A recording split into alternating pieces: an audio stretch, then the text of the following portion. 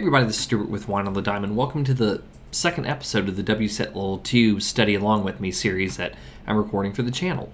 So if you were there for the last one, you kind of saw the tasting and evaluations video. This one is going to be focusing on food and wine. It's not going to be as many questions because the chapters are a little bit light. However, I think we'll still have some fun. So let's get started. All right, so this is going to be 17 questions, and the format is question slide, then answer slide. I'll be doing a little brief description of what the answer is and why. Just like the last quiz video, I recommend that you write down your answers and that you try to spend no longer than a little less than a minute per question, so that way you're kind of on task with how long you'll have for the actual WSET Level 2 exam. These quizzes are not designed for people who have not studied. I expect you to at least have read the chapter and or spent some time studying before you actually go through and try to quiz yourself off of this video. All questions are created by me. You're not going to find any of them in the textbook in terms of word for word. You will find all the content, though. All the content does come from the WSET Level 2 textbook, and I tried to have a little bit of a fun mix of wine on the dime-ish kind of quirky, humorous questions that also engage the content, as well as some pretty straightforward questions that you might find on the test. So let's get started with question number one. Question number one, sweetness in food. A, decreases the perception of bitterness, fruitiness, and the burning effect of alcohol in wine. B, increases the perception of body and sweetness in wine. C, increases the perception of body and bitterness in wine. Or D, increases the perception of sweetness, body, and fruitiness in wine. Pause if you need more time.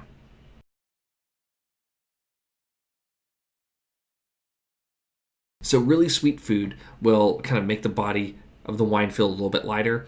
It'll make it taste less fruity, and the sweetness and the amount of sugar in the food and the amount of sugar in the wine will actually kind of negate each other out a little bit, and you'll get a little bit more acid. Ideally, if the wine is well structured for a sweet wine versus a sweet food, you'll get more acid. If not, it might taste flabby and may not be a good pairing then. But that's a whole nother type of issue. All right, so question number two.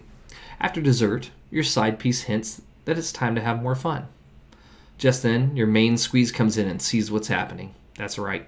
It's one of those scenarios. They're so mad that they get salty and start spitting vinegar. The best wine to pair with this moment would be A, an off-dry wine, B, a high tannin wine, a C, bone-dry wine, or D, high-acid wine.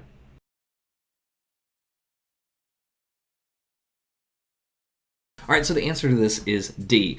If they're spitting vinegar, you want to match high acid with high acid. That'll kind of help negate some of that effect there.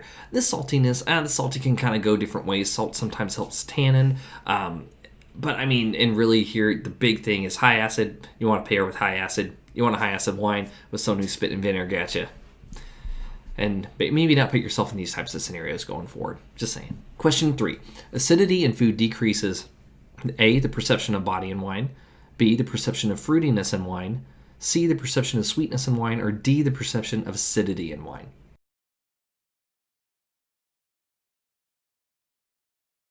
All right, so the answer to this is acidity in food decreases the perception of acidity in wine. So acid and acid will negate each other, but they're also the things you want to pair. You don't want to pair like a really high acid wine with a very low acid meal. It's going to makes you feel like it's just cutting through the meal. But on the flip side, you don't want to pair a high acid food like something that's lemon juice based with a low acid wine, because then the food is just going to cut through the wine and it's going to make it feel flat. So you want to kind of have those things match up. So just in general, acid complements acid, they negate each other, but you want the right amount of acid too, like for like matchings, like in the last quiz. As a general rule of thumb, it's more important to ensure that the intensity of the wine is greater than the food being served. True or false?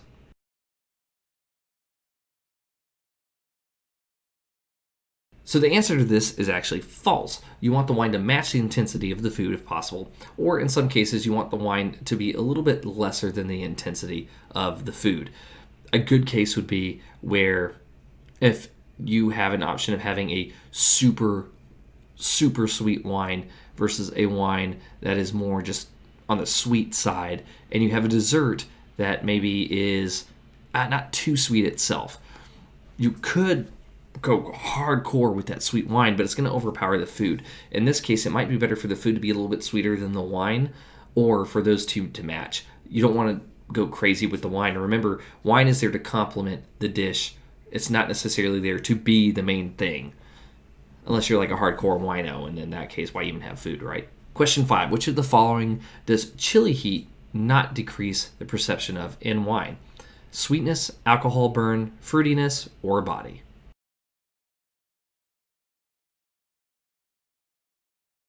The answer to this is B. Actually, chili heat increases the effective alcohol burn in wine. That's one of the worst things you can do if you're eating super crazy hot food is to pair that food with wine.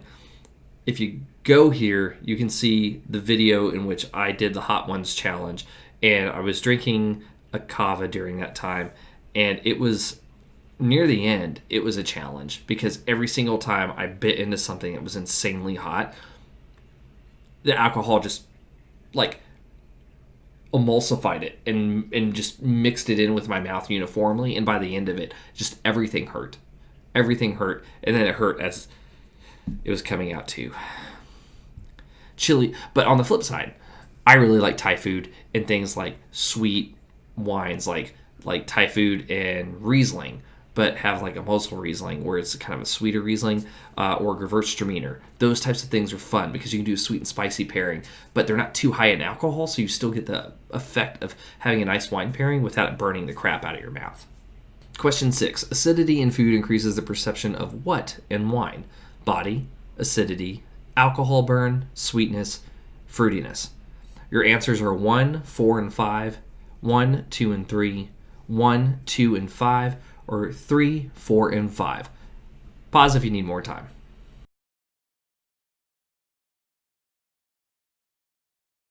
All right, so the answer to this is the acidity in food increases the perception of body, sweetness, and fruitiness. All right, so in this case, since the acid is working with a wine, the acids are going to negate each other. So then what you're going to be able to really focus on is the sweetness and the fruitiness of the wine, because the acid will kind of just take itself out of the equation in this case. Question 7. Sweetness in food. 1, increases bitterness. 2, increases acidity. 3, increases the burning effect. 4, decreases bitterness. The answers are A, 1, 2, and 3, B, 1, 3, and 4, C, 2, 3, and 4, or D, 2 and 4 only.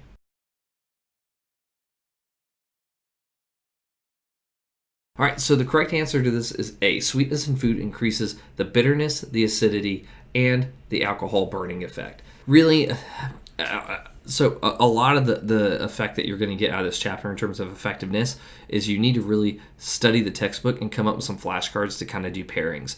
So one of my favorite things to do is I get a section for the food and I get a section for wines, and I'll randomly like draw a card out, and it'll be like a sweet dark chocolate dessert, and then I will find a wine that will pair with it, and then I have a color code on the back that says like if this color is whatever, then this color matches, and then I did a good job. Another thing to do is to kind of say sweetness in food does this with wines. And then if you can get to the point where you can say I have a sweet chocolate dessert, and then you can match it with a wine, but then also you can match it with the effects that it increases and or decreases, then you're mastering the chapter. So really, I flashcarded the hell out of this chapter. I just did a whole bunch of just memorization and games with it. So come up with something on your own. Or if you like that, maybe I'll find someone who will make a food pairing wine game or something, and I don't know, probably not. It takes too much time. All right, so question number 8. Blank in food decreases the perception of fruitiness, body, and sweetness in wine. Answers are salt, sweetness, umami, acidity, or chili heat. And in terms of your actual answers, it's either 1 and 2, 2, 3, and 5, 1, 4, and 5, or 2, 3, and 4. Pause if you need more time.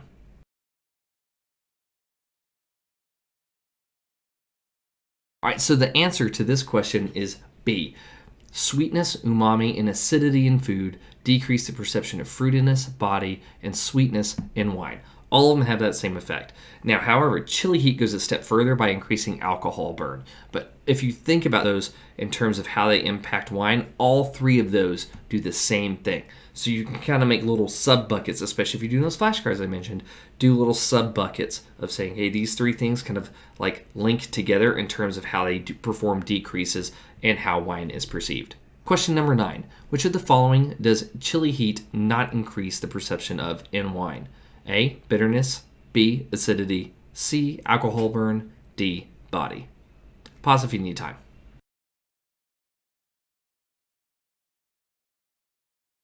All right, so the answer for this is D. Chili heat actually increases A, B, and C. So it increases bitterness, increases the perception of acidity, and increases the perception of alcohol burn. I know that firsthand. D, it actually decreases body. So remember, umami, sweetness, bitterness, chili, they all have the same type of effect on terms of the body of wine. So just kind of bucket those and try to remember those when it comes to what gets increased versus what gets decreased. All right, so question number 10. After a night of ribs and wine, your side piece surprises you with dessert. A gooey, warm apple pie.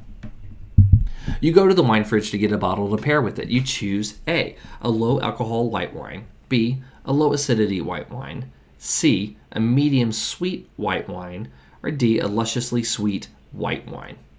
Pause if you need more time or a second helping of ribs.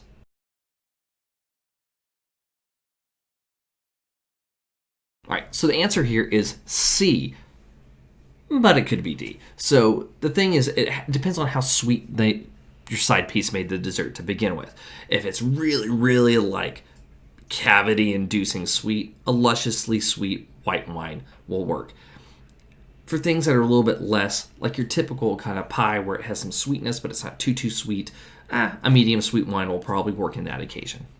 However, you don't want a low acid wine, especially because there's probably going to be some sort of fat incorporated in with the pie or the pie crust, and a low alcohol white wine, it could work if it had the right type of structure and acid, but in this case, you're still going to be missing some of the sweetness that you want to pair with the actual food itself. So in this case, the safest bet really is C. Question number 11. When selecting a wine to pair with sweet food, you should select a wine whose sweetness matches or surpasses the food being served. True or false?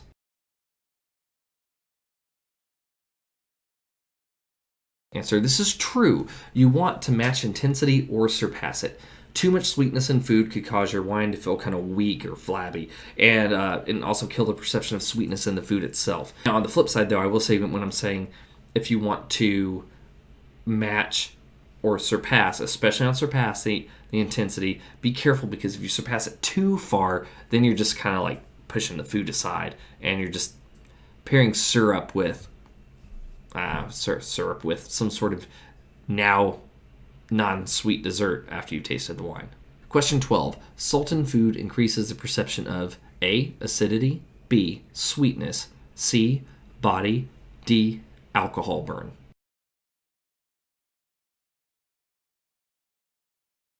All right, so the answer here is C, because salt enhances body, but it decreases bitterness and acidity. A really good example of a horrible pairing would be to pair a salty fish dish with like a viognier, because a viognier already typically tends to be medium or low acid as a white wine, and when you add a whole bunch of salt to it, it's just going to get weaker and weaker, and it's not going to be a good thing. That's why I really like salty fish with Albarino. Albarino has high acid, but it also typically has its own kind of salty flavor. So those two things kind of negate themselves out and allow for you to experience more of the body as well as more of the fruitiness of the wine itself. It's a pretty good pairing. If you haven't tried it, I recommend it. Question 13. Umami in food, A, decreases the perception of bitterness. B, increases the perception of body. C, increases the perception of bitterness. D, decreases the alcohol burn of wine.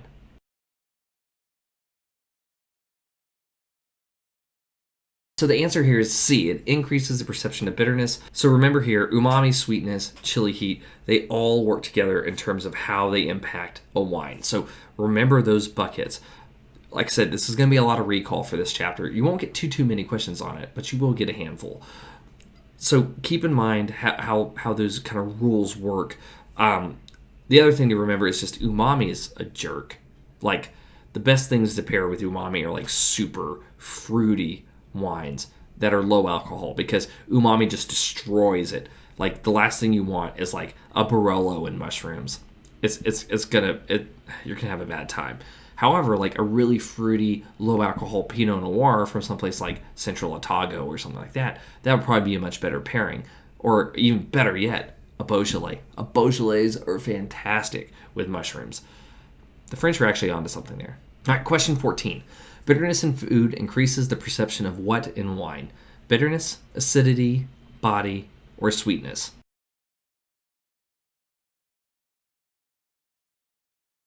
All right, so the answer here is bitterness increases the perception of bitterness in wine.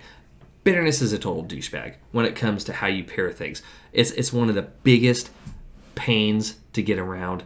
I would say next to umami and chili heat, bitterness is just a total jerk. So bitterness always is additive. The more bitter that you add to your palate, the more bitter everything is going to be. So if the food is bitter, and then you drink a bitter wine, and then you drink a bitter food, it's not going to work out. That's why it's also one of the reasons why when I was kind of talking about that Thai food pairing, so there are a lot of flavors in Thai food that I think fall a little bit into the bitter aromatic realm, and that's why having something like like an off dry or a medium dry Gewürztraminer is really good, because the Gewürztraminer is also very aromatic and it's very spicy, but then you also get that hint of sweet, and it kind of pulls the food back in and lets you kind of experience that without all the bitterness adding on to itself. And it also helps negate some of the effects of chili heat, which is also a bastard to pair. All right, so question 15. Salt in food decreases the perception of what in wine? 1, body. 2, bitterness. 3, acidity. 4, sweetness. 5, fruitiness. Possible answers are 1 and 5, 2 and 3, 4 and 5, and 1 and 2.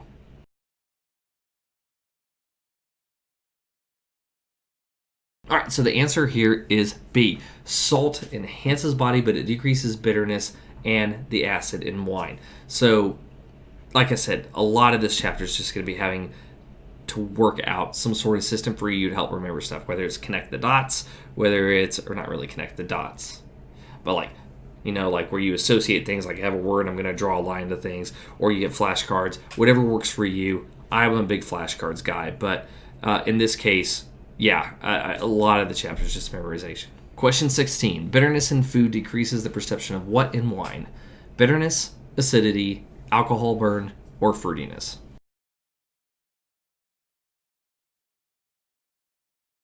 All right, this is a trick question. I'll be honest. The answer is none of the above. It's secret answer E. Remember, bitterness is a total D-bag when it comes to pairing, just like it is with umami and chili heat.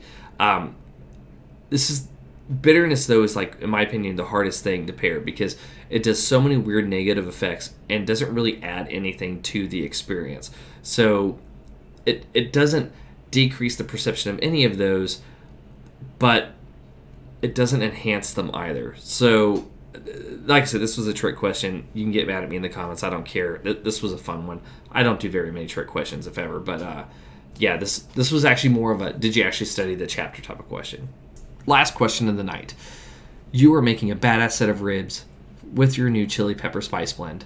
Your side piece wants to know which wine you're going to bring for dinner. So you recommend A, a low tannin red wine, B, low acidity white wine, C, high alcohol red wine, or D, high tannin red wine.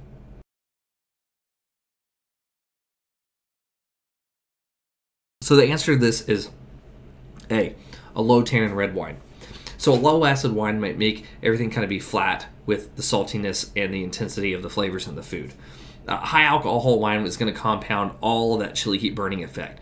Remember, chili heat, it's a bastard. Tannins also provide a drying effect on the palate, which can compound that kind of chili heat effect. A low tannin red wine or a moderate tannin red wine will allow for you to kind of get the most out of everything. So this is where it's like you have the chili heat, you have probably some umami flavors incorporated in with that spice blend. The best thing to do would be try to make sure that you don't have a really high alcohol wine that's not very tannic, and it's very fruit forward, and then that's probably going to be your best bet on this specific one. If you are not using a chili blend, then that could change things up, especially if you're also going to be reducing the amount of salt and umami. If you're going to kind of like a low salt, then this could be a totally different question, especially if the chili powder is thrown out of the equation. All right, so that's the end of the quiz. How did you do? If you got below a 55, I'm sorry, you failed. That means you had to at least get 10 questions right to pass, 12 to pass with merit, and 15 to pass with distinction. I've said it so many times on this video. My advice for this section is flashcard columns. Like I said, just go through and do that. If it doesn't work for you, fold a piece of paper in half and play a game out of it or something. Find some way of making this entertaining, because this chapter sucks in terms of learning all the rules. But you have to do it. You have to go through. There will be questions on it, and especially if you're shooting for distinction, be prepared to answer a few questions on it, because these are some of the ones where if you really skip this chapter and you miss a few of these questions, you don't really have much grace on the remainder of your grading to kind of go from there. So this is an important kind of buffer chapter, I guess I should say, in terms of buffering your score. Also, widen food pairings with thought. Really sit down and start performing some investigative tasting. So taste some food and then drink a wine with it, and then add some salt and see what it does. Or, you know what, just even better yet, taste a wine, add some salt, taste that wine again, rinse your palate out so that way you get it all out, add some chili heat, taste the wine, see how things are. This bottle's getting bigger, apparently, this glass. So just do some things like that will help you understand and really think about how all of these different flavors that you're doing are adding to it. Bite a dry mushroom, chew it up, take a sip of wine. All of those things will kind of allow you to explore that. And it doesn't take a lot of time or money in order to kind of tune your palate. And then as you're tasting these things and or you're going through this test, maybe being able to kind of equate your palate to what you know may help with those associations as well. Anyway, this has been Stuart with Wine on the Dime. If you liked today's video, please like, subscribe, and comment. Click that notifications bell so you get future video notifications. And I will see you all again soon with another WSET Level 2 study guide video or another wine review with Wine on the Dime.